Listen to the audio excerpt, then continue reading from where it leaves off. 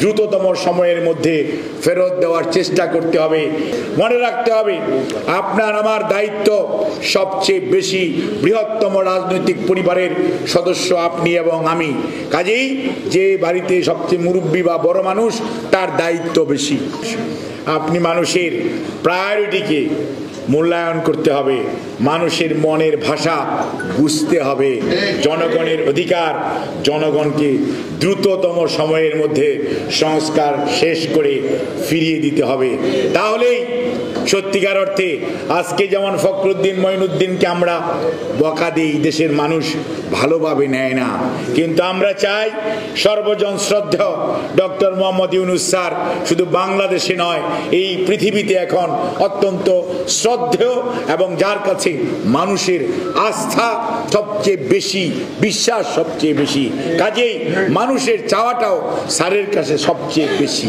কাজেই এই বিশ্বাস চাওয়াটাকে খারাপভাবে দেখার কোনো কারণ নেই।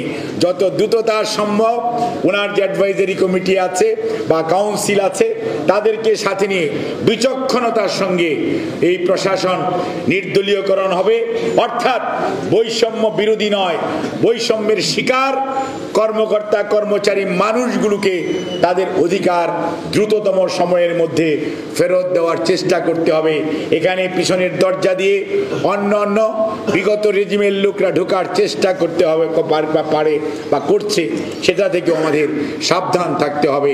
আর আমরা যারা বাইরে আছি, মনে রাখতে হবে, আমরা যারা বাংলাদেশ জাতীয়তাবাদী দল, বাংলাদেশি জাতীয়তাবাদী রাজনীতি বিশ্বাস করি, আমাদেরকেও ধৈর্য ধারণ করতে হবে।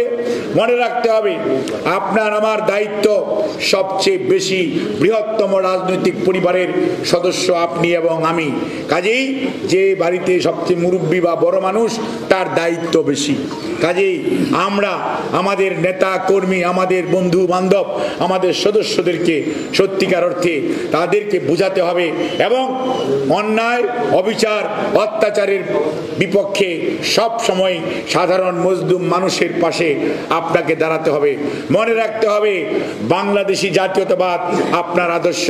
হিন্দু, মুসলমান, বৌদ্ধ, খ্রিস্টান, পাহাড় সমতল আমার আদর্শ নয়। আমার আদর্শ বাংলাদেশি জাতীয়তাবাদ, শহীদ জিয়ার যে দর্শন, এই দর্শনকে বুকে ধারণ করতে হবে, লালন করতে হবে। বাংলাদেশের স্বাধীনতা, সার্বভৌমত্বকে সবার আগে মর্যাদা দিতে হবে এবং সেটি হবে আমাদের সবচেয়ে আজকে দৃপ্ত শপথ। এই প্রজন্ম ৭১, মনে রাখতে হবে, আপনারা মুক্তিযুদ্ধ পান নাই, আপনারা তাদের সন্তান। কাজেই আপনাদের দায়িত্ব আরো বেশি বাংলাদেশের স্বাধীনতা, সার্বভৌমত্বকে অক্ষুণ্ণ রাখা, সামনের দিকে নিয়ে যাওয়া এবং একটি আধুনিক বাংলাদেশ গড়ে তোলার জন্য বাংলাদেশি জাতীয়তাবাদ এইটিকে সবার উপরে তুলে ধরা এবং বৈষম্যহীন সমাজ ব্যবস্থা গড়ে তোলার মাধ্যমেই সত্যিকার অর্থে আপনাদের যথার্থতা, অর্থাৎ প্রজন্ম ৭১-এর